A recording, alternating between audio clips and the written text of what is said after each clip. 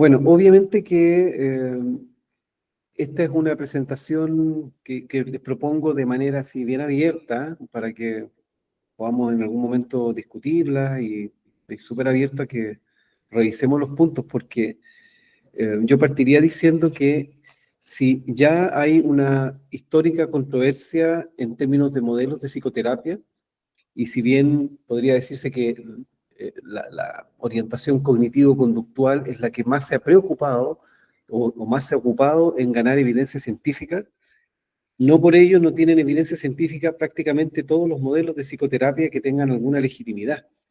Históricamente ha pasado que se han producido todo tipo de disputas epistemológicas todo el tiempo y finalmente sigue en pie la pregunta de qué es lo que hace que una psicoterapia sea eficaz en un caso y no en otro, en un diagnóstico y no en otro, en una díada o no en otra, etc. Hay algo que sigue siendo un tanto enigmático y la respuesta más o menos provisoria que existe en este sentido es que tiene mucho que ver con la disposición ética personal del terapeuta, el tipo de vinculación puntual que se produce entre dos personas que trabajan en términos psicoterapéuticos, en el contexto en el que se encuentre, se genera el proceso terapéutico, etc. Entonces, son varias variables que impiden responder de golpe qué hace que una psicoterapia sea superior, si podemos decirlo así, en eficacia a otra. Y eso se traduce, creo yo, en la psicoterapia asistida con psicodélicos. Si bien hay varios aspectos técnicos en los que hay mucho acuerdo respecto de cómo se debe organizar, por ejemplo, un tratamiento o para qué estructura psíquica o para qué diagnósticos es conveniente o no, en la aplicación de psicodélicos, la dosificación también tiene bastante consenso, pero todavía no está perfectamente claro este trayecto que va a ser lo que Aysalá, por ejemplo, que es un autor reciente que ha hecho un aporte bien importante en psicoterapia psicodélica con un libro que se llama Integración Psiquedélica, en donde pone el énfasis máximo en el trabajo ulterior, después de que se han hecho las intervenciones psicofarmacológicas, en el nivel del análisis de los hallazgos, de los acuerdos que el paciente hace consigo mismo, del plan de trabajo y de una eventual terapia que sigue a la terapia propiamente psicodélica. Y bueno, él abre la discusión de qué es lo que funciona y qué es lo que hace que la integración finalmente sea siempre o principalmente el lugar más importante de la psicoterapia. Entonces, yo querría partir diciendo eso, que por eso le pongo como título modelo de psicoterapia plausibles, es decir, que son factibles, que tenemos que seguir pensando, que ya tienen alguna evidencia, que empíricamente muchos colegas dicen que estas orientaciones son útiles, pero hay otras. Y en consonancia con lo anterior, es decir, para cada terapeuta puede ser mejor uno enfoque u otro, etc. Entonces, parto por advertir esto, de que hay cierta relatividad en cuál es el enfoque que debe subyacer a la psicoterapia que se asiste con psicodélicos. Entonces, bueno, lo primero, esto lo voy a pasar muy rápido porque lo doy por sabido, pero quería dejarlo sentado para que tengamos algunas ideas comunes que ya lo están, pero así las formalizo un poco, que son las definiciones básicas de PAP, de psicoterapia asistida con psicodélicos. Luego me voy a referir a estas tres orientaciones: existencial, aceptación y compromiso, y la focalizada en la transferencia que les he propuesto. A ver si desde lo teórico puedo hacer un aporte muy breve, porque pretendo presentar esto en 20 minutos, eh, respecto de qué se puede extraer en lo práctico, que puede capturarse rápidamente para la aplicación de las sesiones que vamos a tener. Entonces, bueno, lo primero, como les decía, es que hay un consenso en que deben existir estas tres fases. Eh, ya obviamente va a tener que ver con la estructura del estudio, de la intervención, cuántas sesiones, la dosificación, pero en términos esquemáticos siempre hay un 2-3, es decir, una sesión de preparación mínima, una sesión de intervención, por supuesto, y una sesión de integración mínima. Cuando digo mínimo, es porque no podría ser de otro modo. Ese es el consenso y la convención en terapia psicodélica, pero todavía quedará mucho paño por cortar de cuántas sesiones, con cuánta frecuencia, en qué deben consistir, y ahí comienza obviamente esta discusión que les digo que sigue en curso. Hay algunos elementos que, de nuevo, son bastante comunes. En general se acepta que la sesión de aprobación tiene que tener una evaluación clínica del estado físico y mental del paciente. Hay que ser capaz, como terapeuta, de transmitir cierta información, en qué va a consistir, qué es lo que puede esperar el paciente.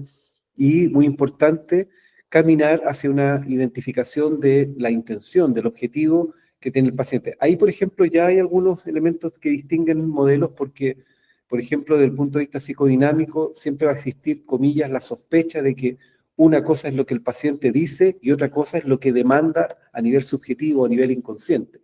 Un paciente puede decir, quiero hacer este tipo de intervención, por ejemplo, porque necesito perdonar a mis padres, porque son un fantasma, un lastre psicológico que yo llevo, y en realidad lo que realmente está buscando es reconciliarse con, no sé, con su esposa y explícitamente no es capaz de decirlo hasta que no se encuentra en la sesión psicodélica propiamente o en las sesiones de integración. Eso, ya ahí hay una diferencia en términos de cómo definir el set, y eso no lo podemos encontrar todo el tiempo, que funciona más una cosa que la otra.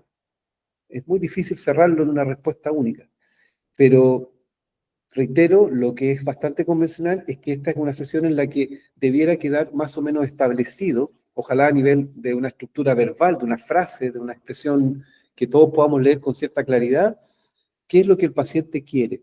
E idealmente en una afirmación asertiva, es decir, no negando o no rechazando lo que desea que se extinga, lo que desea que se supere, lo que no quiere más en su vida, sino que qué es lo que sí quiere. ¿Ya? Eso va de parte del terapeuta en una corrección directa de intentemos que eso que tú estás diciendo, por ejemplo, ayer un paciente me decía, quiero dejar esta desesperanza, este aburrimiento, esta cosa que me tiene como hundido en un pantano, y hablaba muy negativamente de su status quo. Entonces le decía, ¿cómo esto mismo lo podemos transformar en una especie de proyección o de esperanza? ¿Cómo lo puedes decir en afirmativo? O sea, no digo quiero dejar de fumar, sino que quiero tener una vida saludable, por decirlo rápidamente. Y bueno, hasta donde sea posible, obviamente que eso tiene que ver con el tiempo, la calidad y la cantidad de tiempo, la construcción de un vínculo. Nosotros en psicoanálisis se habla desde un rapport, yo no diría psicoanálisis, enfoques psicodinámicos desde un rapport, desde ciertos pases, desde ciertas maniobras que pueden producir algún grado de adherencia con el paciente, hasta lo que se llama transferencia de trabajo. Ya voy a hablar un poquito más de eso. Pero en general, y voy a tratar de mostrar cómo hay algunas maniobras bastante simples que pueden producir enganche con el paciente a nivel psicológico. No son ningún secreto, son cosas que van a poder asimilar rápidamente si es que no las han visto antes, que no creo. Bueno, luego la sesión psicofarmacológica, obviamente, en la que intervenimos con la sustancia. En ella, eh, desde lo que le estoy proponiendo como más o menos convencional, es que se sugiere un enfoque no directivo, es decir, que el terapeuta está en un estado muy receptivo, muy dispuesto a seguir el curso, más o menos, de lo que el paciente emocional o intelectualmente vaya presentando, vaya ofreciendo, en la medida en que lo quiera hacer. Cuando existe palabra, cuando hay un interés de hablar de parte del paciente, psicodinámicamente proponemos lo que se llama la regla fundamental, que es decirle al paciente que diga lo que se le venga a la mente, que todo es igualmente importante, que todo tiene la misma relevancia, aunque no lo parezca, el paciente hable de lo que hable, siempre está hablando de sí mismo. Entonces, eso da la oportunidad de que surjan asociaciones de una cosa con otra. El paciente parte diciendo algo así como, uy, parece que me quedé dormido, soñé con que, o psilocibina es más o menos común que alguien tenga la impresión de una experiencia oniroide, así como que estuve soñando, no sé si estaba despierto o dormido, tienen esa impresión. Entonces, muy propicio para decirle, bueno, pero ¿qué viste? No, me encontré, no sé, donde yo jugaba a la pelota cuando era un adolescente, un bonito recuerdo. ¿Y con qué relacionas eso? Y le voy sugiriendo que encadene una cosa con lo que sea que venga. Ahí siempre tenemos el impedimento que el paciente racionalice demasiado y empiece a hacer discriminación y diga, no voy a decir esto, no voy a hablar de esto porque no tiene importancia. Es muy importante sugerirle que no hay mayor relevancia de una cosa con otra. En la medida en que el paciente se permita esa fluidez de decir lo primero que se le venga a la mente, es que puede encontrar los núcleos casi diría patógenos que nos interesan, los núcleos desde donde proviene el dolor psíquico. Pero les digo, no es tan fácil, requiere de cierta, para decirlo rápido, confianza. Yo tengo que tener una apertura amplia a decir lo que se me ocurra, porque rápidamente aparece la censura. ¿Cómo voy a decir esto? Es descabellado. ¿Cómo voy a hacer esto? Es impúdico. Bueno, obviamente hay un setting definido que tiene que ser, perdón, tanto físico como simbólico. No quiero gastar mucho tiempo, pero hoy día tuve una sesión con ketamina de CAP y yo tengo una DOL. Capaz que lo puedan ver, de hecho. No sé si se ve desde acá. Ahí tengo una mesita donde hay una bicicleta hecha de metal. Te digo, toda la sesión redundó en una experiencia con bicicleta de parte del paciente. Recordó una estadía en Canadá y, bueno, circuló en torno a la bicicleta, andar en bicicleta, pedalear. El verbo pedalear lo debe haber dicho 60 veces. Y luego dice, ahí está la bicicleta. O sea, haciéndolo, para mí fue una tremenda observación de cuán importante es el setting, cuánto puede un elemento disparar una asociación. Entonces ahí uno siempre se hace la pregunta de, ¿tenemos que tener una sala totalmente aséptica en términos simbólicos o es inevitable tener ciertos estímulos? Que normalmente uno va a tratar de que sean lo más neutral, lo más armónicos posible, etc. Sí, Nico, Bueno, ahí un comentario porque parece como difícil entender que realmente puedas crear algo como aséptico. Siento que en el sí, fondo una ausencia de ciertos estímulos puede significar una suerte de direccionamiento del razonamiento en el contexto de que igual por lo menos vamos a estar en una institución de salud, vamos a estar totalmente. encerrados en un box con cierto tamaño, con ciertos terapeutas. En el fondo, inclusive tomar la decisión de no direccionar conscientemente no nos va a dejar libres de efectivamente estar direccionando con elementos que no van a estar bajo nuestro control. Exactamente, sí, ¿no? Sí, es todo un tema. De hecho, de nuevo, citando a Ichalá, que lo mencioné hace un rato, él le da mucha importancia, dice, ¿cómo? Ya se pregunta esto, ¿cómo hacerlo? Es imposible no influir de alguna manera. Por lo tanto, ¿qué es lo que nos interesa? Que sepamos que estemos conscientes de que estos elementos pueden servir de estímulos. La propia ropa del paciente, del terapeuta, a veces es capaz de proyectar algo que uno dice, un gesto. El otro día nos recordaba María, un momento que te vea el paciente viendo el celular, en un momento en el que quería solamente saber que estás ahí y puede distorsionar inmediatamente el discurso, la producción de material inconsciente, consciente, en fin. Entonces, yo ahí lo único que sugiero es estar vigilantes. No podemos evitar ese tipo de accidentes, pero al menos que no nos sorprendan, que no nos encontremos descuidados frente a eso. O sea, yo rápidamente ya me di cuenta, estaba esa bicicleta. Bueno, habló de bicicleta, podía ser, y después lo confirmó el paciente. No hay mucho más que hacer. En fin, no hay forma, como dice Iber, no hay forma de ser completamente neutrales. Bueno, las sesiones de integración, insisto, son, yo creo que la gran pregunta. ¿Cómo hacer integración? ¿Qué significa integración? Tenemos toda la obra de Groff, por ejemplo, que es riquísima, pero que hoy día se revisa mucho porque es bastante estructurada en cierto sentido, eh, incluso un tanto tendenciosa. Groff no tiene ningún problema en proponer ciertos discursos metafísicos, transpersonales, en hacer interpretaciones de carácter transpersonal cuando, y no es escaso, que surjan contenidos simbólicos, arquetípicos y cosas por el estilo. La psilocibina sabemos que puede producir ese tipo de reacciones. La gente tiende a tener o a producir construcciones más o menos metafísicas, ¿ah? De carácter incluso místico. Entonces, ¿qué hacemos con eso? Las analizamos como contenidos que pueden ser psicologizados, o sea, significa psicoeducar al paciente, decir, mira, esto puede ser que tú a nivel inconsciente hiciste una interpretación o le damos parcialmente crédito a que hay algo así como una experiencia trascendental. Groff, por ejemplo, no tiene problema en eso. O sea, ha llegado a hacer interpretaciones como si te encontraste con estos seres es porque te vinieron a visitar, donde los cognitivistas dirán, eso no lo hagas por ningún motivo porque estás reforzando creencias irracionales. Y bueno, se abre de nuevo la discusión de cómo dirigir el tratamiento en términos de los contenidos. Eh, es un problema, créanme que no es algo que esté resuelto. Lo que yo propongo ahí, desde la pura práctica, es que uno pueda ser auténtico, que uno pueda hablar desde la mayor sinceridad con el paciente, en términos de lo que uno ha visto que resulta mejor. A mí me funciona bastante bien invitar a los pacientes a racionalizar, pero no una racionalización vertical ni cientificista, sino ¿qué tal si? ¿Qué tal si esto es el resultado de una esperanza, si tú estás proyectando esto con un afán compensatorio? No son los términos que ocupo, obviamente, sino que estás construyendo este discurso, porque te resulta conveniente.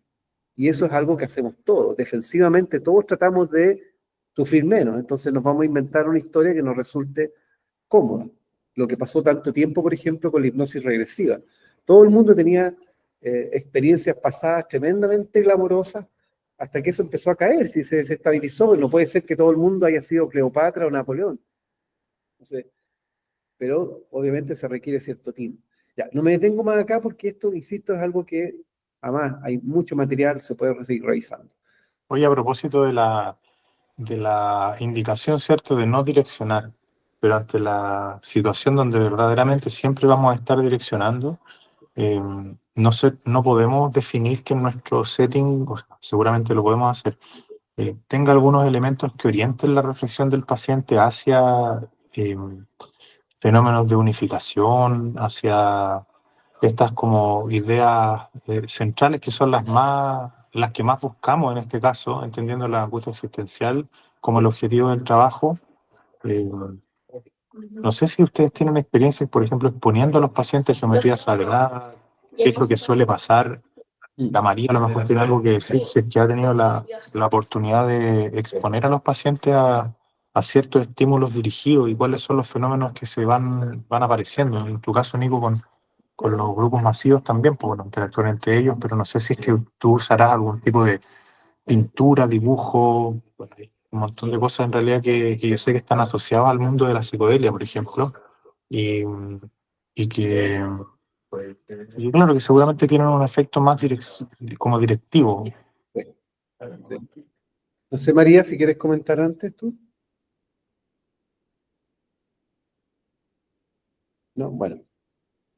No, mira, lo que yo hago, y les he contado cómo trabajo en No, grupos grandes. de ahí te digo que no encontraba la ventana, estaba buscando un artículo para responder a lo que preguntaban, pero continúa. Como trabajo con grupos grandes, 12 a estas de 15 personas he tenido en sala, en las sesiones preparatorias yo les advierto que hay un playlist que tiene un segmento que llamamos segmento folclórico, en donde recuperamos una serie de canciones, son como aproximadamente 10, que disparan explícitamente ciertos arquetipos. Arquetipos que psicodinámicamente entendemos como edípicos, es decir, te van a hablar y te van a, obviamente, inducir a pensar en padre, madre, vínculos, los vínculos fundamentales, papá, mamá, abuelos, hijos, pareja.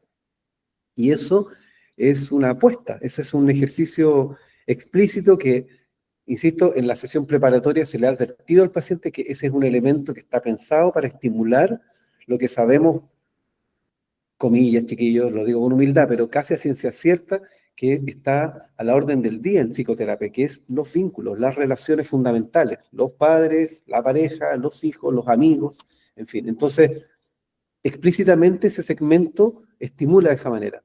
Pero, bueno, ¿cómo se salva eso? ¿Cómo se resguarda de la acusación de directividad? Bueno, porque hay una anticipación, porque el paciente está con un cierto consentimiento de que no sabe cuáles exactamente van a ser las canciones, pero están planificadas para provocar ese efecto.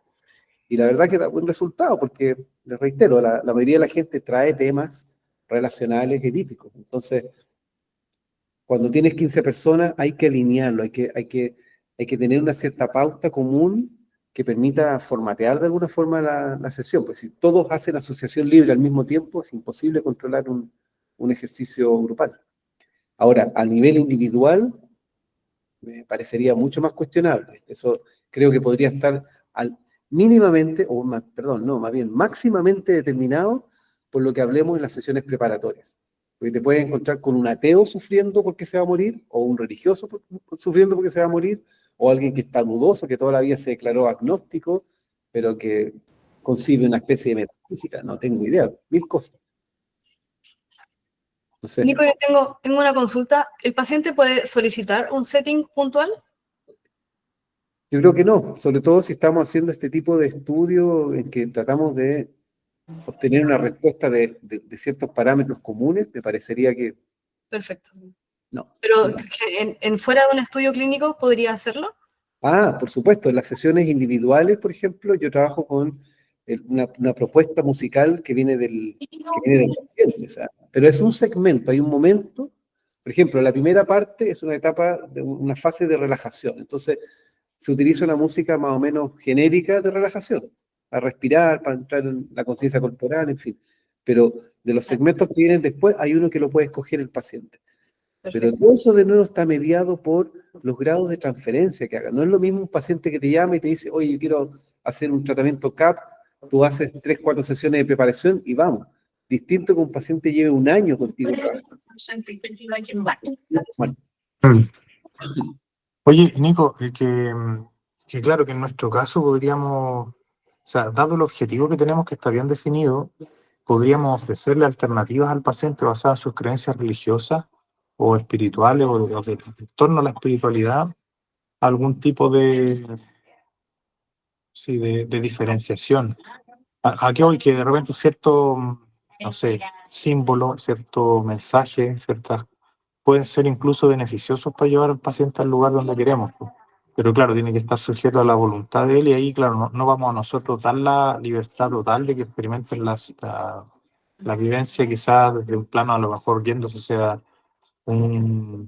hacia reflexiones que no estén dentro de nuestros objetivos terapéuticos, claro. pero sí podríamos abrir alternativas dentro de ese objetivo, entregando al paciente la opción de tener cierto control sobre el setting en términos de cuáles son los simbolismos que están más representados quizás con su cosmovisión o algo por el estilo. Claro. No, Eh, súper interesante. Es un poquito audaz, pero es interesante. Mira, pensémoslo al menos en términos de la música. Que en la música el paciente pueda hacer alguna propuesta, que estemos abiertos, digamos, porque puede que lo considere por ese lado, puede que sea por el lado de me gustaría tener una Biblia al lado, estoy inventando. Una idea, pero sí. sí, mira, yo había pensado, por ejemplo, en ciertas figuras cosmológicas, que Mm, puede haber un paciente que esta conexión con lo astronómico lo lleva como a un sentido de unidad o a comprenderse como una parte de algo. Hay pacientes que quizás con una visión a lo mejor más religiosa, cristiana, puede ser que algún mensaje o alguna figura religiosa de ese tipo lo lleve a él a reflexiones que sean positivas en torno al fenómeno de unidad, al concepto de amor universal de las religiones judeocristianas, por ejemplo, que están directamente asociadas con la experiencia como con trascendental. el concepto de Dios. ¿Sí? ¿Cachai? Porque en el fondo, claro, bajo el Evangelio de Cristo, por ejemplo, Dios es amor, etcétera, y podéis como meter por ahí, no sé, reflexiones que pueden ser positivas para estas personas que tienen como visiones que ya están asociadas a eso, po. Mm, Entonces, claro, yo entiendo que es una medida audaz, pero también me parece que es súper falaz y es poco serio de nuestra parte que pretendamos generar esta no dirección, porque al final eso no es efectivo. O sea, realmente nosotros lo que vamos a hacer, si es que pretendemos no direccionar, es dejar que sean variables no controladas las que van a influir en el paciente. tal cual.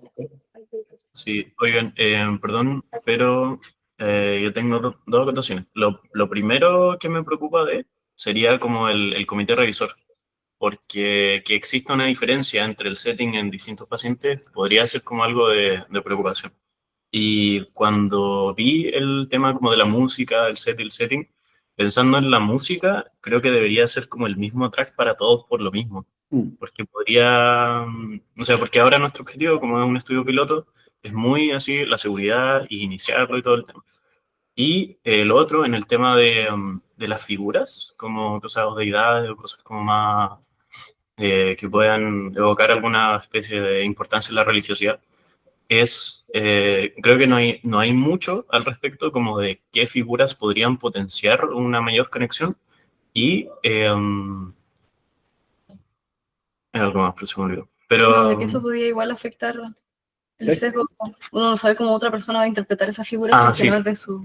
Eso, y efectivamente no podemos pretender como manejar y decir que no, que el setting no va a afectar, pero lo que se hace en general en estos casos es pretender que absolutamente todo lo que va a haber va a afectar, en cierta manera, y buscar reducir lo más posible. No se va a llegar a nada, pero ese podría ser como el objetivo más que buscar intencionalmente dirigirlo, porque es algo que no, como que no sabemos exactamente cómo lo va a manifestar la persona. Entonces ahí sí es que es una variable que podemos pretender controlar, pero no tenemos idea como hacia dónde se va a ir. Sí, sí, buen punto, Tomás, totalmente. De hecho, así se hace siempre. Sí, por eso digo que es audaz intentar o proponer ciertos estímulos específicos alineados con las creencias del paciente. Sí. Yo le doy una vuelta más, ¿no? Antes de tomar decisión. Pero ojo, que hay algo que es quizás lo más fundamental, que es si vamos a recoger el paciente, No se escuche bien. hay un audio, sí. Alguien está hablando. Oye, sí, que bueno, yo estoy acá en el espacio de abrir el micrófono. Ya, de ahí después cuando termine el link, me dan un poquito para hablar. Por favor. Ya, no sé cortito, solamente decir que en términos de qué puede reeditarse en las sesiones psicodélicas e incluso en las integrativas, es aquello que el paciente ha presentado como su acervo cultural. Es decir, ponte tú que te dice, yo tengo temor porque, voy a inventar, porque temo mucho el castigo que me pueda deparar la muerte, porque no he sido una buena persona. Entonces eso es lo que me tiene muerto de miedo. Bueno, ese elemento puede eventualmente aparecer en las sesiones posteriores y lo podemos nosotros alinear o poner en serie con lo que ha dicho primeramente. Pero otra cosa es prepararle un estímulo explícito. Es decir, Claro. son dos cosas distintas. Dale, Iber. Bueno, ya, mira, que al final, ¿qué es lo que me pasa? Que siento que es hacerse los lesos el pretender que no estamos interviniendo desde nuestra conciencia al incluso elegir la música, ¿cachai? Porque la música que nosotros asociamos como proceso, como algo que eventualmente va a generar un beneficio al paciente, también tiene que ver con nuestra opinión personal respecto a ese tema y a la conciencia que uno tiene sobre ciertos estilos musicales, tipos de instrumentos que deben escucharse. Claro. Sí. Unos mantras y vamos a transportar al paciente a otra cultura que va a tener una interpretación quizás también que va a estar asociada con otro tipo de formas de entender o de vivir la religiosidad o la espiritualidad. Entonces, en serio, que para mí eso de no hacernos cargo y de dejar todo nomás, nosotros vamos a estar influyendo igual, o sea, por el hecho de elegir una canción, te estáis tomando una decisión cultural y modificando la experiencia del paciente y haciéndole una tendencia, generándole una tendencia hacia ciertas reflexiones. Entonces, en esa decisión creo que sería bueno hacer participar al paciente, aunque claramente, y tenemos que tener conciencia de esto, la gente que nosotros vamos a tratar acá probablemente no son los mismos pacientes que ven ustedes, chiquillos, en sus consultas, porque ese tipo de pacientes tiene una inquietud por este mundo quizás y por algo buscan activamente este descubrimiento, esta exploración, pero nuestros pacientes son personas a las cuales nosotros les vamos a proponer estas intervenciones, gente con acervos culturales mucho menores, probablemente la mayoría, te diría yo, que es cercano o de religión directamente judeo-cristiana, mayoría católicos, quizás la mitad protestante. O sea, ese es el tipo de paciente que nosotros tenemos acá en la UNIA. Es gente con quizás educación básica o media incompleta. eh, es gente que quizás no es el mismo tipo de paciente que llega a las intervenciones suyas y que quizás también los estímulos que ustedes están habituados a utilizar no tengan el mismo efecto o generen el mismo simbolismo en ellos que en los pacientes que ustedes están tratando actualmente. Entonces, este tema de las variables yo creo que también es algo que tenemos que discutir. No sé si lo vamos a poner detalladamente en el proyecto, como tal track, no sé qué, pero es algo que tenemos que que juntarnos a conversar pues, y analizar. O sea, básicamente, escuchar cada canción que pretendamos poner en la lista, en conjunto definir si es lo que queremos, si a todos nos transmite lo mismo, tratar de ponernos en el contexto del paciente y claramente, ahora lo que me decía la Caro también, no formas de entendimiento de la espiritualidad a las personas que sean contrarias a los que ellos ya traen. Y por eso me parece importante el cuestionamiento ahí o hacerlos partícipes, porque a las personas agnósticas eventualmente que nosotros tengamos, no le vamos a imponer modelos judeocristianos o frases o simbolismos de esa índole, sino que tenemos que respetar sus creencias, pues eso es la base del trabajo, diría, en general en esta unidad también de cuidados paliativos, porque nosotros el tema de la espiritualidad ya lo trabajamos, ya lo tocamos dentro de las conversaciones con los médicos tratantes, y siempre desde un marco de respeto y de apoyo a la creencia del paciente, porque en el fondo el valorar la conciencia y esa cercanía hacia la espiritualidad que experimentan algunos pacientes como un elemento protector en el proceso en el que están en términos de su salud mental. Justamente ahí encuentran la fortaleza a veces para sobreponerse, para poder, en fin, eso. Ya, interesante discusión. O sea, dejemos la agenda porque hay que resolver eso, sí. Yo encuentro, además, es científicamente muy interesante la pregunta. Sí, o sea, yo estoy de acuerdo con que es algo que tenemos que hablar definitivamente para cuando lo ejecutemos, pero creo que esa info no es necesaria para la postulación. O sea, la postulación entrega como un espacio de metodología ya no me acuerdo bien, pero 5 páginas. Y recuerdo que la vez pasada estuvimos mucho rato recortando metodología, así de repente que yo que estoy cuando lo lean ahora van a ver que está bien críptica, para que entrara dentro del espacio. Entonces, yo creo que basta con que hagamos ese comentario de que va a ser un setting con todo lo que ya habíamos dicho, que se tapan los ojos, que la música, que etcétera, que busque reducir la direccionalidad, que fue el primer concepto. Sí. O sea, que busque eso, que tenga la intención de reducir la direccionalidad. No creo que sume o reste si es que ponemos efectivamente cuál es el track. En la postulación quiero decir. Así que me parece que sí o sí tenemos que definirlo, pero podemos darnos el chance de tomarlo con tiempo para decidir Sí. ese track. Oye, claro que el comentario que hago es por justamente que habían hecho un comentario, no recuerdo quién, de que probablemente podían rechazar el proyecto si veían que estábamos como haciendo diferencia en el setting de los pacientes. Y claro, ese detalle no va a ir, es algo que tenemos que definir nosotros para poder hacer una intervención que sea lo más apropiada posible y lo más personalizada si se quiere, pero no va a ir el detalle de tal o cual direccionamiento, si usamos una cruz, si usamos una galaxia en una foto o si usamos un símbolo así como de, no sé, un corazón o lo que tomemos de decisión. Sí. Ya, pues, agendemos eso. Muy breve, quería mencionar que estoy de acuerdo con Carolina. Me parece que es un punto que podríamos conversar en extenso posterior a que hayamos hecho el trabajo más urgente, que es terminar la postulación. Pero quisiera mencionar que muchos de estos aspectos han sido, si bien no extensamente estudiados, hay algún tipo de evidencia de la importancia del setting en el efecto de la terapia psicodélica, y por tanto me parece que sería importante de considerar esa información con la que ya contamos para poder tomar este tipo de decisiones que va a tener un efecto en el efecto, valga la redundancia, psicodélico. Más que los pareceres personales, creo que hay que tomar en cuenta lo que ya está descrito y con la evidencia que contamos para poder tomar esa decisión que tiene un impacto en una persona que está pasándolo mal, digamos, que está enferma.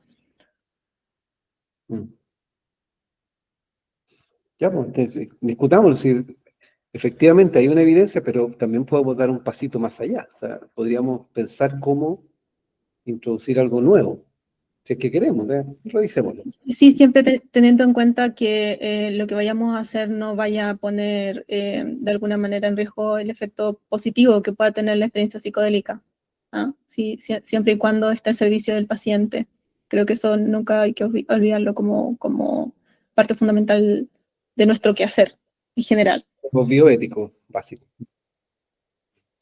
Bueno, psicoterapia existencial. En el enfoque existencial existen dos grandes ramificaciones, la europea y la americana, y en este caso la europea es de una raigambre bien médica, psicoanalítica, de la mano de Viktor Frankl y toda una escuela que se desarrolló y que, bueno, tiene sus luces y sus sombras, pero en este caso yo he preferido la psicoterapia existencial porque me parece que tiene, me refiero a la americana, de Irving Yalom, porque tiene una bajada muy práctica, que van a ver ustedes, la vamos a encontrar sí o sí en el discurso de los pacientes. Y además que entiende algo muy psicodinámico que dice lo siguiente: existen algo así como grandes preocupaciones existenciales que las personas llevan consigo, sea consciente o inconscientemente. Es decir, todo el mundo de alguna forma sabe que el reloj va en contra. Esto de que uno no cumple un año más, sino que uno es un año menos y que nos estamos acercando a la muerte. Desde el momento en que se tiene conciencia de la muerte, eso actúa subyacentemente. Por eso hago la comparación con una perspectiva psicodinámica, es decir, independientemente de la vida que yo tenga, sea muy buena, mala, feliz o no, lo que sea, yo sé que el reloj está corriendo en contra y que voy camino a la muerte. Sé también, por ejemplo, acá voy a explicar cuáles son estas cuatro grandes preocupaciones, que todo depende de las decisiones que tome. O sea, todos los psicoterapeutas sabemos que gran parte de los procesos terapéuticos tienen que ver con acompañar al paciente a elaborar una decisión, a elaborar una determinación de cómo seguir, cómo pensar, cómo sentir, cómo perdonar, cómo amar, etcétera. Cómo resolver este hecho inevitable que es tener que hacer algo con la propia existencia. Incluso decidir no hacer nada es también una decisión.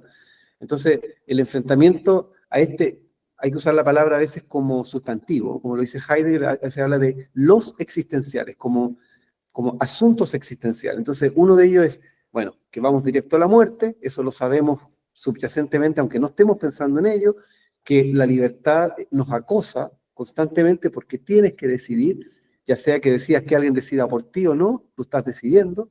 Este es muy importante, el aislamiento existencial, porque si por un lado se refiere a que, bueno, cada uno existe por sí solo, a nivel psicológico nos interesa mucho porque, de nuevo, independientemente que uno haga reflexiones sobre esto, que a uno le interese la psicología, estas cosas, todo el mundo tiene la experiencia de que hay un punto límite en el cual las cosas que uno experimenta subjetivamente no son transmisibles. Yo, incluso con la persona que uno más ame, por ejemplo, en la vida, no es posible expresarle exactamente al otro lo que uno está experimentando a nivel subjetivo.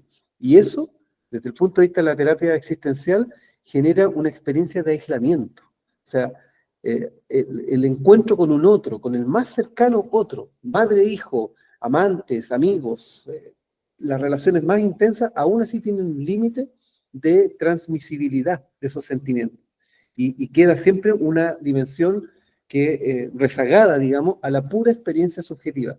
Y eso con el tiempo, según Yalom, va generando la experiencia de estar solo, de sentirse solo, que es otra queja bastante común, en general, en el paciente de diario, digamos, neurótico, que dice, me siento solo, incluso teniendo personas que me quieren, estando rodeado de apoyo, me siento solo. Entonces, nos permite entender a qué se refiere esa soledad. Es la soledad psicológica. En filosofía eso se llama solipsismo, es decir, que en último término, todo lo que a mí me ocurre en mi mundo interior. Y yo no tengo forma de saber que en el mundo interior de otras personas está pasando de manera parecida, congruente. Hay algo medio claustrofóbico que puede experimentarse dolorosamente.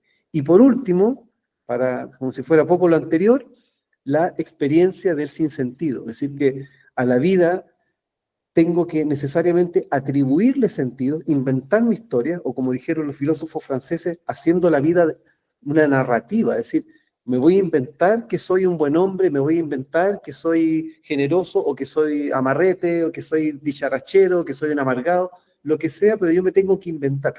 No lo digo a nivel psicológico, digo, la experiencia existencial de las personas es que se inventan un relato. Y dentro de esa invención, claro, van ganando congruencia, van reproduciendo la versión que se inventaron y finalmente hacen una vida en un personaje. Pero cuando la vida golpea, por ejemplo, con un cáncer fulminante, surge la pregunta ontológica, ¿sí? Del ser. ¿Qué es lo que realmente soy? Cuando ya no puedo ejercer mis roles. Les pongo el caso, por poner un ejemplo, de la madre que en un punto de su vida descubre el famoso síndrome del nido vacío, porque gran parte de su vida fue agotada en el rol de madre. Cuando ese rol se desvanece, se encuentra preguntándose, ¿quién soy? ¿Qué es lo que soy? Esto no tenía ningún sentido. Yo ejercía un rol en un teatro y luego me quitaron ese rol y no sé quién soy. Entonces, son las 4 grandes preocupaciones y para ellas recomiendo algunas cosas que voy a mencionar muy rápido. De parte del terapeuta, invitar a la exploración del sentido, del concepto, de las fuentes de información que tenga el paciente para pensar la muerte.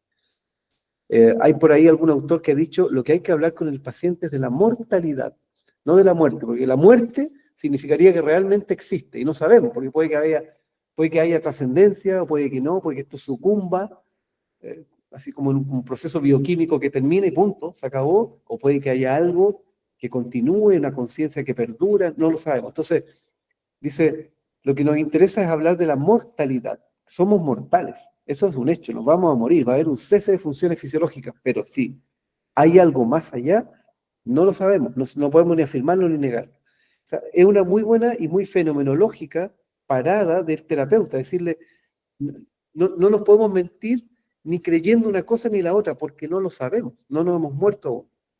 Entonces, es también una posición de compasión, en cierta forma. Yo no estoy en la posición en la que estás tú, pero a nivel ontológico, a nivel del ser, me va a pasar lo mismo. Todos nos vamos a morir, y todos nos vamos a morir no sabiendo que hay un minuto después de la muerte. Por un lado eso, o sea, implica que el terapeuta se pone en juego, porque también es un ser mortal. Entonces, a veces incluso puede ser la maniobra que implica al propio terapeuta, es decir, esto te está pasando a ti tanto como a mí. Con cuidado, por supuesto, porque eso podría sonar, bueno, usted no está acostado acá en la unidad de cuidados paliativos, pero eso ya tiene que ver con los tinos, con las formas. La responsabilidad. Aquí viene la parte más dura, porque implica invitar al paciente a observar que hasta donde entendemos, hasta donde los paradigmas occidentales al menos nos permiten pensar algo, es que existe una causalidad. Todo reacciona, todo es causa y efecto, todo es un encadenamiento de sucesos que se explican los unos por efecto de otros infinitamente. Y lo único que uno puede constatar es que uno tiene una voluntad que ha ejercido durante la vida en base a decisiones, lo que decía hace un momento, ¿no? Vas tomando opciones A o B o C y te vas armando una vida. Y eso te lleva hasta este punto donde estás. Pero a su vez existen otras voluntades, las voluntades de otras personas, pero también las voluntades, esto es bien abstracto, por eso no es algo que uno hable explícitamente con el paciente, pero tiene que tenerlo ahí cerca. Todo tiene una voluntad. Las circunstancias económicas del país, no sé, la alimentación que uno tiene, todo en cierta forma sigue una agenda, tiene un curso de acción. Y todas esas voluntades chocan unas contra otras, a veces solidarizan, a veces se oponen.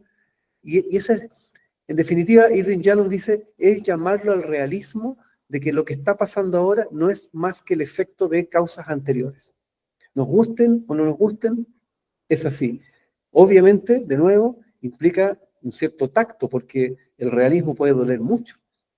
Puede ser incluso hasta iatrogénico eventualmente, si somos demasiado rudos en decir, esto está pasando, porque te toca ser parte de la estadística de la gente a la que le ocurre. ¿No? Es el ángulo, es realismo en el sentido de que la vida es como es causa y efecto y ya estamos acá, estamos viviendo un efecto. Pero eso te advierte de que hay voluntad para darle curso a otros efectos posteriores a partir de este momento. Tú puedes decidir cómo vives los meses que te quedan o los años que te quedan, el tiempo que sea. La soledad, otro punto.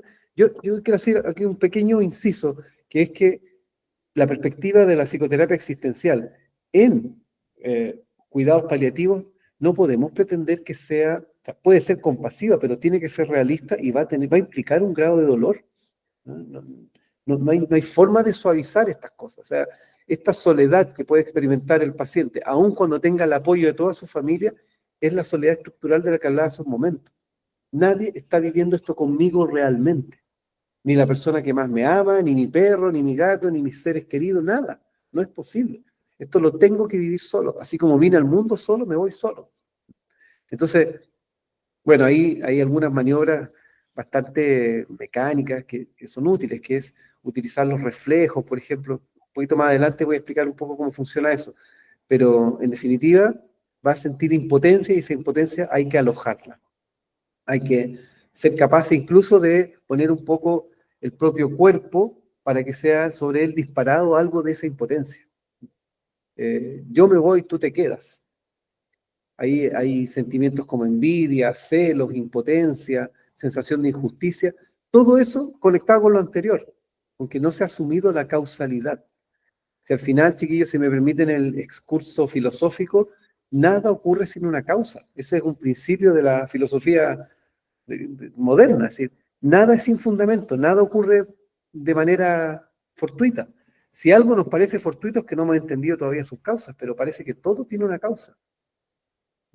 Entonces, bueno, el sufrimiento es porque es demasiado intrasubjetivo, ¿no? Es un sufrimiento de soledad intrasubjetiva, solitario al interior, no a nivel social, aunque el paciente lo va a expresar a nivel social.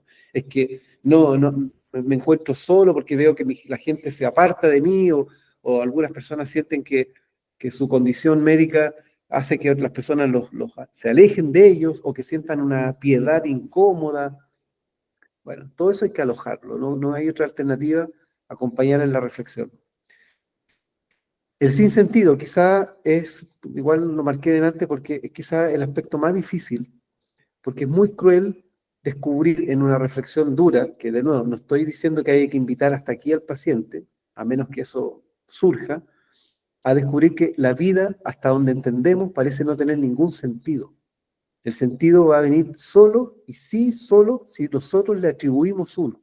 Si nosotros nos decidimos valóricamente, sin ir muy lejos, no una cosa moral, es valóricamente en el sentido de que yo decidí ser un hombre, por ejemplo, no sé, bueno para la pega, ¿no? Y he sido bueno para la pega y he trabajado y cada vez me vuelvo más trabajólico y finalmente hice un patrimonio, pero eso tiene consecuencias. Eso tiene ciertos efectos. Llegué a trabajar 14 horas al día, no vi a mi familia, no vi a mis hijos crecer. Decidí. Los valores que decidiste son los que determinan un tipo de existencia. Y ese es el sentido que tú le has dado a la vida. Ahora, en este punto, tú te puedes preguntar, ¿qué valores quieres sostener? ¿Qué valores quieres abandonar? Son preguntas clínicas, ¿no? ¿Cuáles son los valores que te incomoda sostener porque los has llevado mucho tiempo y quizá ya no te son útiles ahí de cara a la muerte? ¿Cuáles son los valores que tienes, que quieres tener, que no has podido tener nunca, que has llevado a la fuerza porque te criaron así, etcétera? Es la única forma clínica de trabajar con el sinsentido. Porque si nos ponemos metafísico o filosófico, eso ya se vuelve demasiado intelectual. Hay que llevarlo a cuáles son auténticamente tus valores. Bueno, ahí hay varias cosas interesantes, pero ya, voy a proseguir. Bueno, algunos ejemplos que ponen, o ejemplos, más bien algunas fórmulas que se alinean con estas preocupaciones fundamentales de Yalom. La angustia por la soledad en el momento de la muerte. Me voy a morir solo. Yo les decía, hay dos modos de entender esto. Uno es que va a ocurrir una muerte efectiva, física, se va a percibir la agonía, no sé, ahí no sé, Iber nos podrá decir qué fenómenos de último minuto son más recurrentes o nos podemos encontrar. Yo nunca he trabajado en esta experiencia, entonces sería interesante, pero me interesa mostrarles que hay un redoblamiento de esa experiencia y que es probablemente una de las causas del pánico, que el aparato psíquico, a nivel de su significado, no tiene un significado para señalar eso que viene. Y por lo tanto, y no hay nada que hacer. A menos que existan creencias que forzosamente, discúlpenme, yo tengo fe, y no sé los que están acá, pero es siempre un forzamiento. Todos los que tenemos una fe sabemos lo que es eso. Es una creencia que hemos decidido tener, pero que no tiene ninguna evidencia, ninguna garantía. Y lo sabemos, por mucho que la sintamos fervorosamente, sabemos que es una creencia. Entonces, eso es la respuesta desesperada del ser humano a algo que no tiene lugar a nivel psíquico. El aparato psíquico profundo dice, yo no puedo señalar eso que se viene porque no hay una palabra para ello. Sé que esto termina, pero no sé qué sigue. Y ahí colapsa, hay una especie de colapso psicodinámico. Por eso es tan doloroso, por eso es tan angustioso, porque no hay nada con qué señalarlo. Después, la misma cosa en el fondo. ¿Qué pasa en el más allá si es que lo hay? ¿Ah? Si no lo hay, estamos perdidos, pero si lo hay, ¿qué ocurre? ¿De qué se trata? ¿Qué viene? Hay un juicio, hay un cielo, me encuentro con mis seres queridos, me transformo en energía, vuelvo para acá, no sé, tengo que hacer la pega de nuevo porque la hice mal. Bueno, lo conectamos un poco con la libertad en la medida en que tienes que decidir creer algo. ¿Ah? Incluso decidir no creer nada, o como hay gente que dice, yo no me pregunto tonteras, ¿no? Ya veré ahí. Bueno, esa es una creencia, es una forma de resolver el problema. Incertidumbre, esto es muy común. ¿Ah? Esto es algo que he visto más de cerca, la incertidumbre del momento. ¿Qué pasa? Es como las matrices perinatales de Grof, que decía, ¿qué pasa con el bebé, con el feto, antes de nacer, minutos antes, durante el parto y poco después del alumbramiento? Y ahí se formaría prácticamente el aparato psíquico en su raíz. ¿Ah? Bueno, esto es más o menos parecido, pero al revés, ¿no? ¿Qué pasa poco antes, durante, en el umbral y poco después? Bueno, todo eso lo vas a tener que vivir solo, y de nuevo ahí se arrastra una incapacidad de señalarlo. Ahí veamos nosotros un recurso psicoterapéutico directo, es acompañar al paciente en la impotencia de poder señalar esto, de que no hay palabras, pero la compañía compasiva, transferencial, es tremendamente contribuyente a una cierta, no voy a decir tranquilidad, pero por lo menos la generación de un significado. Este es un lugar misterioso. O sea, aceptar el misterio, por ejemplo, es una muy buena forma de hacer algo de terapia en ese momento, en ese lugar tan difícil. A esto que no lo encontramos y que es desesperante se le llama misterio. Y las tradiciones, y no puede apelar a eso si es que está la oportunidad, las tradiciones de sabiduría todas dicen, no hay manera más que llamarlo así, el enigma, el gran misterio, lo absolutamente otro, Dios, en fin. Aceptemos que no hay más, no se puede. ¿Por qué hay que sufrir? ¿Por qué tiene que ser todo esto con tanto dolor? No tiene sentido hacer una vida para terminar así. Acompañar, ayudar a poner o a encontrar algún tipo de significación a esto. De nuevo, igual que en el punto anterior, es los valores, cuáles son los valores que tú puedes invocar para este sinsentido. ¿Qué de todo lo que tú has creído en la vida te es útil para darle algún sentido a esto?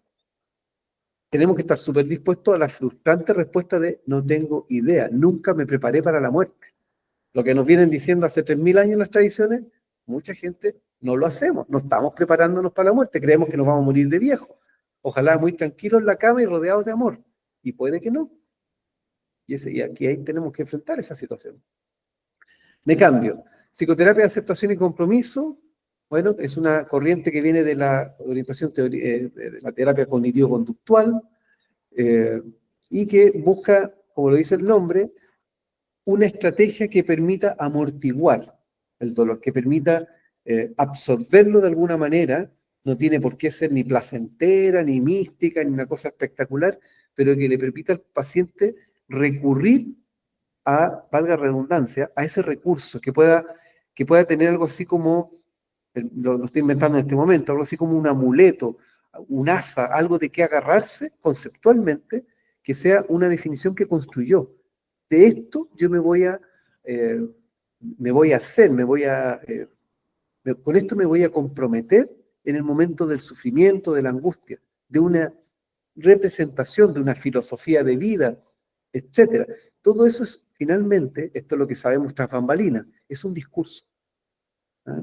Si hay algo que insufla, que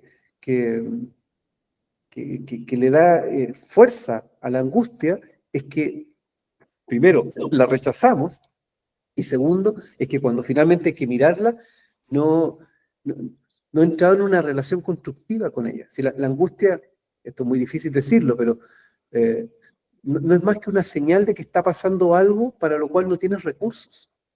Eso es la angustia, es una erupción de algo que no encuentra una palabra. Encuentra una palabra, por lo menos va a ser miedo, por lo menos va a ser un terror. Pero la angustia es omnipresente y es horrible porque no tiene rostro, no tiene concepto, no hay cómo tomarla, te asalta por cualquier lugar.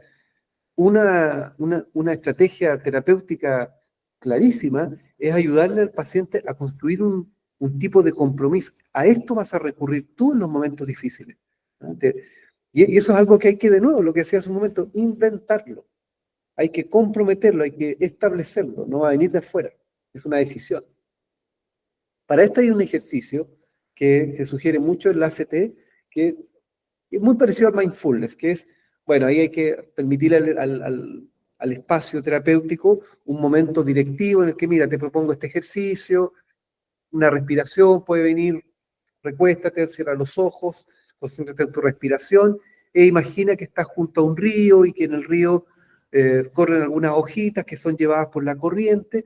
Entonces te voy a pedir que imagines que en esas hojas tú pones estos pensamientos que te acosan, que son muy rumiantes, que son muy insistentes, y ¿qué es lo que estamos haciendo ahí? El paciente, si se lo toma, sobre todo lo que decía Iber delante, si no hay un nivel cultural que permita una reflexión rápida, que como que doblegue el asunto y diga, tú estás haciendo esto. O sea, es muy evidente. Si no está eso, porque no siempre va a funcionar, es muy posible que el paciente incluso lo vea como un ejercicio metafórico de, o sea, lo que tú me estás tratando de enseñar es que tengo que dejar ir.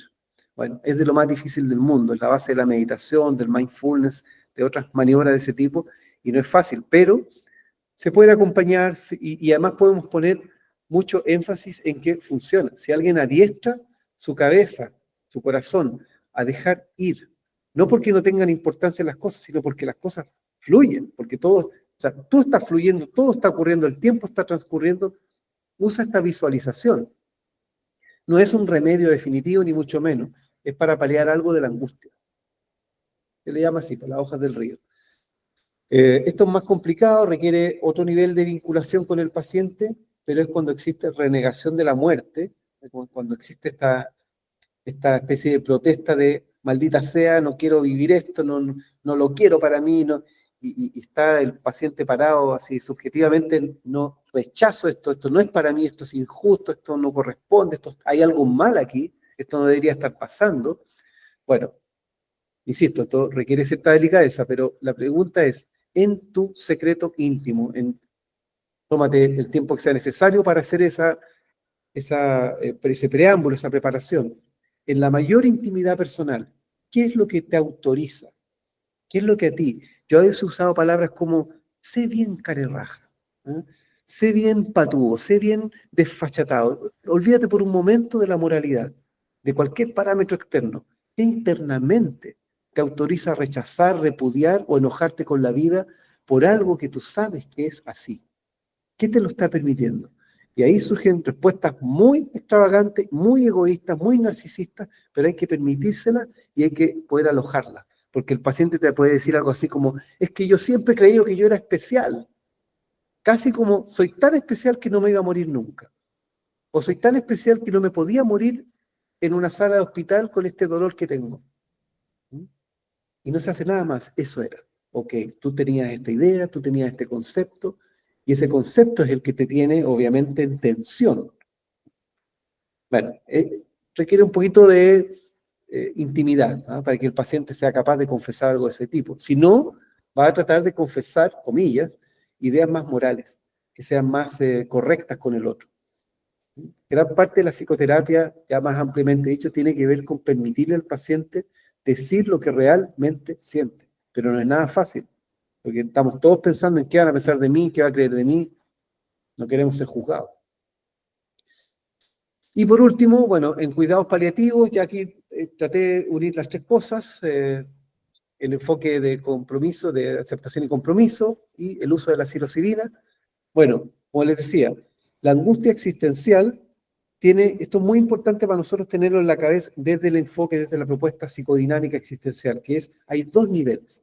Un nivel es narrativo, un nivel es lo que el paciente cree a nivel consciente, a nivel cognitivo. Yo creo que me voy a ir al cielo, o yo creo que me voy a encontrar con no sé qué, o que voy a transmutar en una energía cósmica, o voy a reencarnar porque soy varias vidas y tengo varias vidas para atrás y vienen varias vidas para adelante.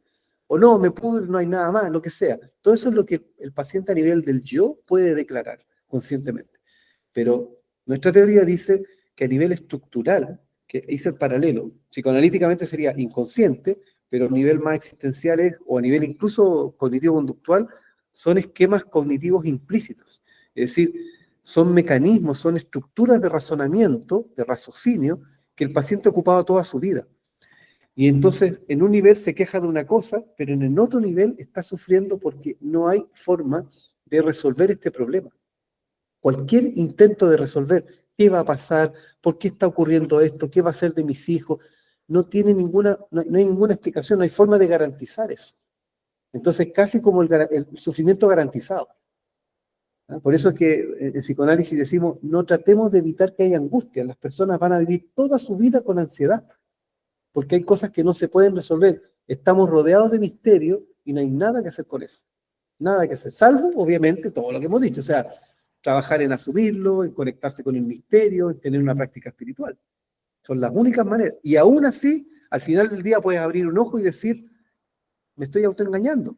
Todo esto es un discurso que me gustó, que me hizo sentido, pero no me garantiza nada. Ni la ciencia ni la religión. Dicen que el arte, pero ahí no me metería. No sé.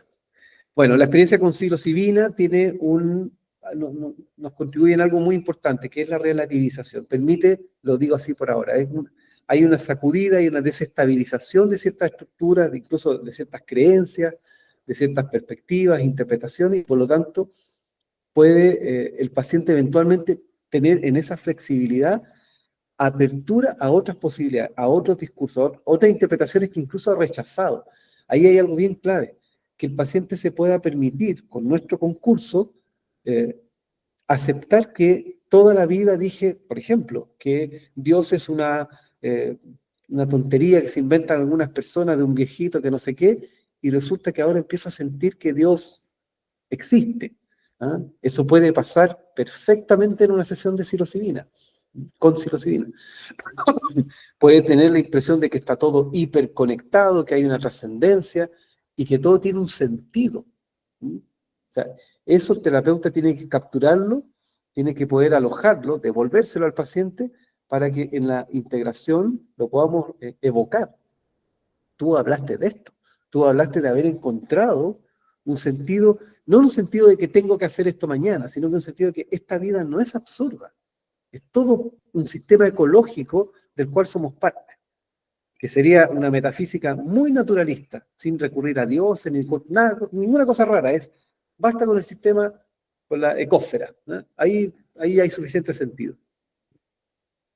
Bueno, aquí hay una pequeña propuesta de psicoeducación, que no es algo que haya que evitar en ningún caso en la terapia de apoyo, respecto al dolor, la culpa, la incertidumbre. Culpa por lo que haya hecho, no hecho, lo que no dije, etcétera, lo que no resolví, etcétera.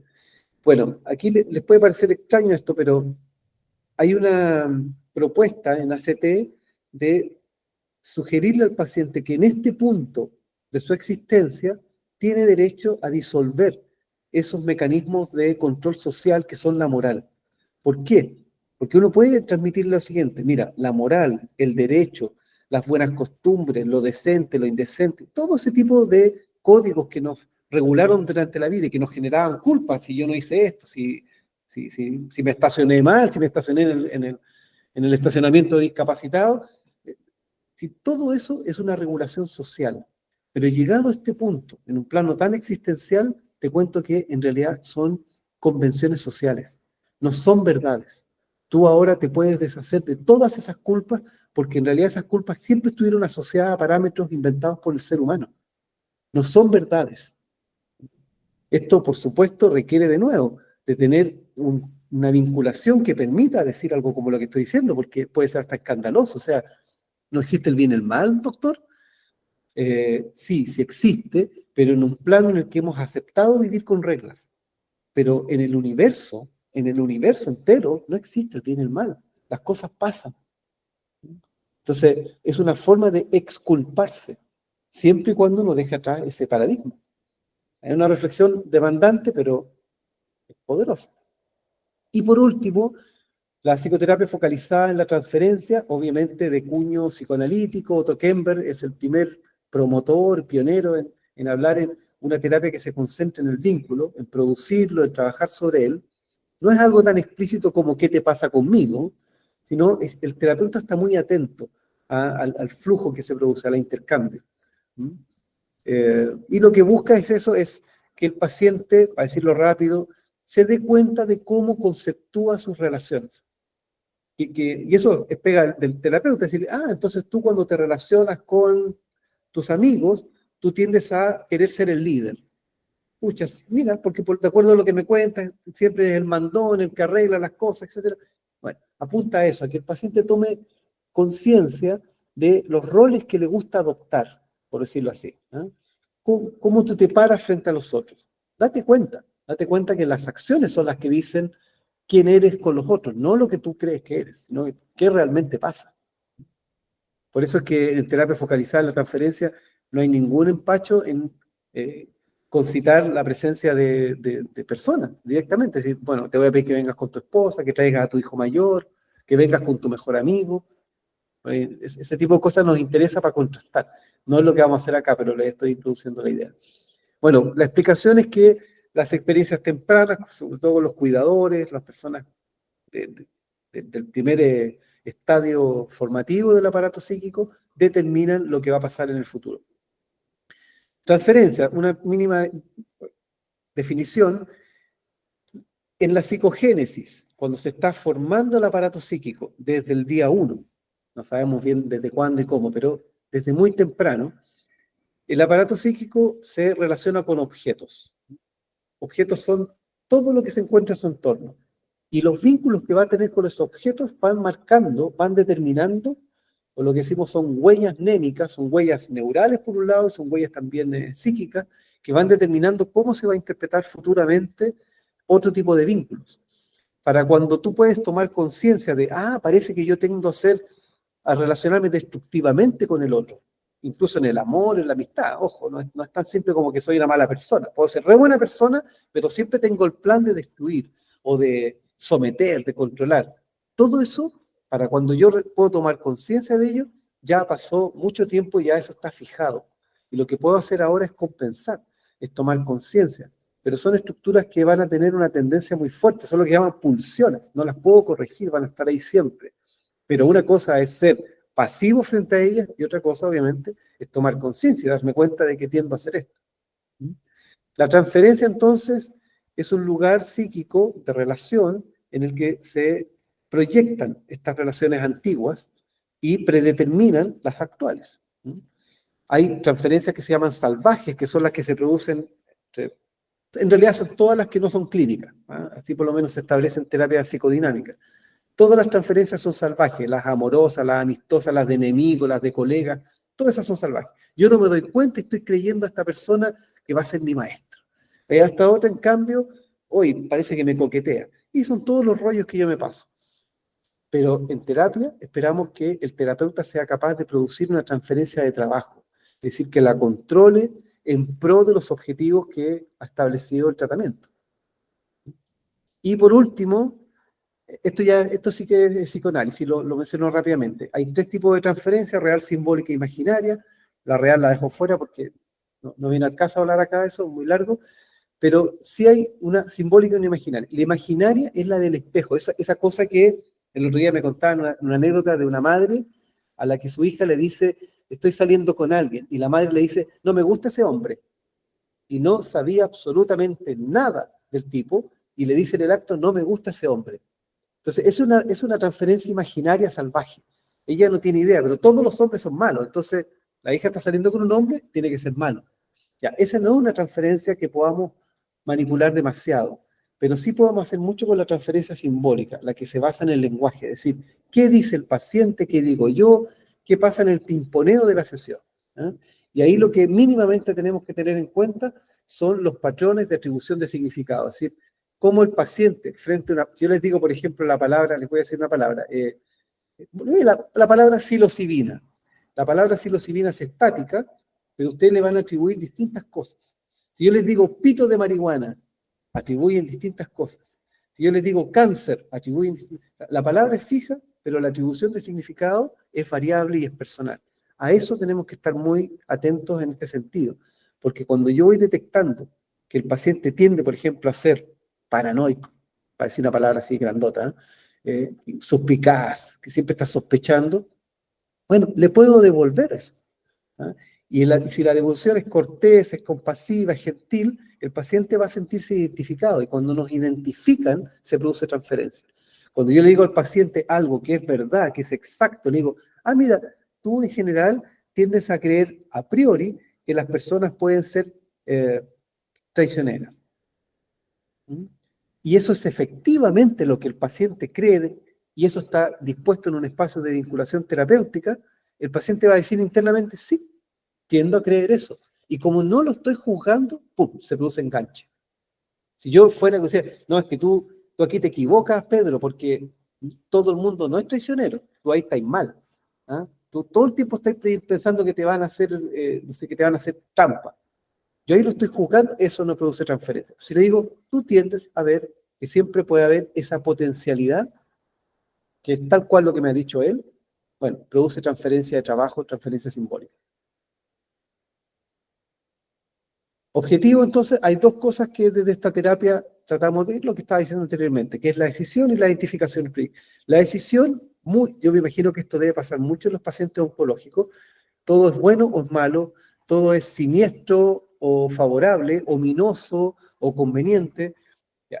Eso es algo en lo que obviamente vamos a tratar de relativizar mediante todo lo que he dicho anteriormente, es decir, buscar una integración que existencialmente o filosóficamente, por eso no son palabras extrañas quizás en clínica, pero es la única posibilidad. Esto es así, es ganar. La decisión de todo es bueno, todo es malo, hay gente muy mala y hay gente muy buena, es siempre equívoca. ¿No? Las cosas no son blanco o negro. Entonces es algo que le puedo, con lo que puedo oponer ciertas resistencias.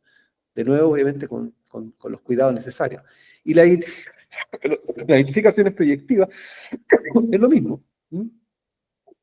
Cómo el paciente hace significaciones de lo que se va encontrando. ¿Qué es lo que hago con eso?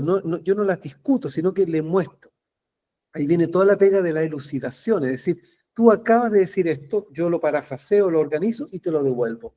Pero tengo que ser lo más exacto posible, aun cuando cambie las palabras. El sentido no puede verse modificado. Nunca va a ser exacto, porque lo estoy pasando por mi subjetividad para devolverlo. Pero tengo que tratar de ser neutral, ¿eh? En la medida de lo posible. No es fácil. Estas son las técnicas, las miro inmediatamente y con esto ya termino. Bueno, acá les dejo, les estoy proponiendo 3 claves prácticas que ojalá puedan contribuir un poco a la escucha de los pacientes. La ansiedad existencial, lo leo, dice, responde a 2 niveles de experiencia psíquica. Uno narrativo, el que decía que es intervenible en el corto espacio que tenemos nosotros de trabajo con los pacientes en el proyecto que tenemos.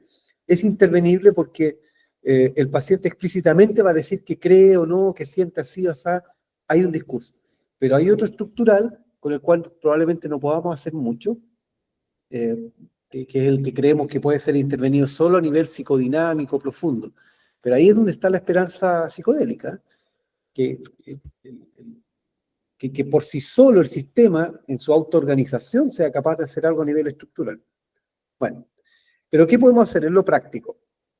Indagación de la fuente de sentido. Eso es algo que hay que, creo, averiguar, hay que hacerlo parte de la entrevista, que es de dónde el paciente obtiene, de dónde saca las interpretaciones que le permiten mirar estas circunstancias. El sufrimiento por el que pasa, el hecho de que esté padeciendo esta enfermedad, ¿de dónde viene? ¿No? Pero muy importante, una clave, lo menciono rápidamente, nunca usar el por qué. ¿Por qué tú crees esto? ¿Por qué crees que pasó? ¿Por qué crees que va a ser así? Porque el por qué es una pregunta que cala muy hondo y puede ser ansiogénica. ¿En qué sentido? En que a veces es tan fundamental la causa de la creencia que invitas al paciente a mirar en una profundidad que no necesita en este momento, necesita algo más operativo. Me refiero en la sesión. Es una pregunta muy, muy de fundamento. Es como ¿y tú por qué te dedicas al psicoanálisis? No, o sea, es que tendría que volver a mi infancia. Entonces es una cosa, no, mejor decir, ¿y cómo tú lo practicas? ¿Ah? ¿Con quién? ¿Dónde? ¿Cuándo? ¿Ah? ¿Cuánto cobras? No sé.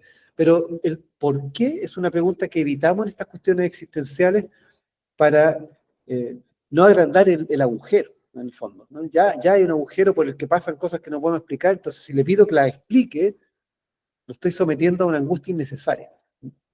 Pero sí, ¿de dónde te viene esto? ¿Cómo te has llegado a construir esta idea? Confrontación de las creencias infundadas. Esta es la parte difícil, dolorosa, pero, por ejemplo, aquí, usted piensa X, usted cree tal cosa. ¿Qué evidencia tiene para ello? Esta es una de las cosas más incómodas que nos toca hacer, pero tiene una eficacia que de verdad está bastante probada además, ¿cuál es tu evidencia? ¿Cuáles son las pruebas que tú te permites para creer tal cosa? De nuevo, con mucho cuidado, con mucho tino, porque el paciente puede resultar tan delatado en su irracionalidad que se va a producir una resistencia, se puede quebrar la transferencia mínima que hay y se cae todo. ¿Mm? Tiene que ser muy gentil, muy, yo diría que dulcemente. ¿Cómo has llegado a creer esto? ¿Ah? Y lo que tú crees, ¿cómo lo sostienes? ¿Cómo lógicamente lo sostienes? ¿Cómo usted podría permitirse el no saber? ¿Qué recursos tiene, esa es otra forma de decirlo, para soportar que no sabe? Que esta incertidumbre o la resolvemos con una mentira, que no lo recomiendo, o la resolvemos mirando el misterio o aceptando las cosas con humildad. No hay más. Y tercera, interpretación en base a la elucidación del texto. Esto viene de Carl Rogers, de la psicoterapia humanista, que dice, un recurso que puedes ocupar todo el tiempo es tomar lo que dice el paciente con mucho cuidado, sin violar el sentido, lo pasas por tus propias palabras, eso es la paráfrasis, y se lo devuelves. Y no haces nada, no es una interpretación, no lo cargaste en un sentido, no lo convertiste en pregunta. Le dices, el paciente dice que le gusta mucho ir al estadio porque se siente triunfante, y yo le devuelvo, ya, tú asistes a este espacio deportivo porque ahí hay algo así como una victoria para ti. He dicho exactamente lo mismo que ha dicho el paciente en otros términos y no hago nada más. Eso genera estabilización. Otro ángulo. La ansiedad existencial es una manifestación de la negación, esto es lo consciente, de los existenciales, de las 4 preguntas. Y una denegación inconsciente, les decía, estructural de la finitud. O sea, el aparato psíquico no sabe cómo pensar eso a un nivel profundo, no yoico, no del yo, y colapsa. Y su colapso es angustia. Dice, acá no estamos sabiendo qué hacer con eso, así que les mando para arriba el síntoma de la ansiedad. Les mando una crisis de pánico, un insomnio, cualquier cosa, pero acá no estamos sabiendo qué hacer con esto. Y el pobre yo arriba tiene que inventarse algún chamullo porque no sabe qué hacer. Esto es importante, si tiene la valentía de enfrentar la incertidumbre, va a sufrir. Y sufre. ¿Ah? Pero eso es interesante cuando los pacientes hacen eso, porque significa que están teniendo valentía. Esto no tiene que ver con nivel educacional ni cultural, nada. Hay gente que es bien buena para ponerle cara al misterio, pero no es sin angustia. No se puede vivir eso sin angustia. Bueno, ¿qué hacemos? La aceptación requiere un acto de racionalización y otro emocional. El de la racionalización no nos va a costar mucho porque es tan simple como decir, mira, todo esto está ocurriendo, ¿sí? Perdóneme, voy a ser un poco brusco, pero no así, por supuesto, pero te vas a morir, esta es la circunstancia, eso genera ansiedad, eso está pasando. Pero, no así, por supuesto, pero el espacio emocional, el contrapeso emocional viene de la transferencia, hacer eso compasivamente, desde la mirada, desde el gesto, desde la manera en que me siento frente al paciente, a la misma altura idealmente, desde la voz. Pero no hay forma de eludir esto. No sería yo realmente compasivo si le digo, no, si hay una forma de que esto se evite. No. Por eso es que sigo con la pregunta ahí. Entonces, ¿cómo morir en paz? ¿Qué tendría que pasar para que tú mueras en paz? La aceptación se desarrolla aceptándose como un ser de valores. ¿Qué es lo que te trajo hasta aquí? Son valores. Valoraste comer de esta manera, estos son los efectos. Valoraste votar por este candidato, valoraste estudiar esta carrera, valoraste juntar plata para hacer esto y no para esto otro. Fuiste valorando, es un ser que va valorando cosas en la vida y eso tiene un resultado. Entonces ahora, preguntémonos, Pedro, ¿qué es lo más importante para ti en este momento? Es decirle, ¿cuál es tu valor más importante hoy? Y eso se lo devuelvo, lo acompaño, lo ayudo a identificarse con lo que él cree y eso genera, bueno, eso es un combate en contra de la ansiedad. Le estoy poniendo nombre a las cosas. Y por último, compromiso compasivo con el dolor. No hay mucha cosa que hacer aquí, salvo algo que se sugiere mucho, que es transmitir algún tipo de técnica de respiración, de focalización, de mentalización, mindfulness, focusing, lo que el terapeuta tenga a la mano, lo que le resulte más cómodo, pero es trabajar sobre la conciencia corporal. La respiración ya sabemos el poder que tiene, es algo que yo consideraría fundamental que podamos incorporar en algún punto. Y por último, Ansiedad existencial debe ser alojada en la relación terapéutica por la vía de una transferencia de trabajo. Ya, la transferencia que estamos pretendiendo producir, aunque sea en una sesión, en 2 sesiones, ¿sí? La transferencia puede producirse en 5 minutos, si está bien hecha, se puede producir la que necesitamos, por supuesto, proporcional. Se impulsa por medio de los reflejos empáticos. Les pongo aquí 2 ejemplos para ilustrar lo que digo. Detesto ser una carga para mis hijos, ahora que estoy enferma, ¿eh? Ahora que me está pasando esto. Yo le devuelvo, te molesta mucho que ellos tengan que cuidarte. Está en la misma línea, no agrego un juicio, no agrego más información, no pregunto nada, es un reflejo de lo que ella dice, y en la medida en que yo acierte a su impulso, a lo que la hizo decirlo de esta manera, eso produce identificación y eso produce alivio. No es el alivio definitivo, es un alivio de trabajo. Me aterra no saber qué viene después de la vida. Tu miedo es la incertidumbre que todos tenemos de lo que hay o no hay más allá. No le resolví nada, no le aconsejé nada, simplemente le digo, te escuché, pasé por dentro y yo te lo digo de esta manera y estoy tratando de ser fiel a lo que tú me dices. Después, la transferencia posible en terapia de apoyo admite la pregunta que tiene que ser honesta o mejor no se hace. ¿Cómo puedo ser emocionalmente un apoyo para ti en este momento? ¿Qué puedo hacer por ti? Nos vamos a ver una vez a la semana, tenemos este espacio, ¿qué puedo hacer por ti? Pero que yo se lo pueda decir mirando a los ojos de verdad. Si no estoy dispuesto, porque me puede decir no sé qué, y por supuesto que eso tiene límites de encuadre, que por supuesto el terapeuta los tiene que conocer. La transferencia dirigida, o sea, la técnica, no la espontánea, requiere, y yo creo que esta es una clave, yo siempre la enseño en los cursos, máximo interés del terapeuta en los aspectos más minúsculos o relevantes del discurso del paciente. Yo le digo así a los alumnos, no importa que esté hablando el paciente, te puede parecer la cosa más banal o más absurda, tú le prestas la mayor atención y aquí viene algo histriónico y te muestras muy interesado. No porque te tiene que interesar, es porque a ti te interesa la experiencia del paciente, la experiencia subjetiva del paciente. ¿No? Significa que soy fanático de Star Wars y te quiero dar la lata con hablar de Star Wars y no me gusta esa cosa a mí, no importa.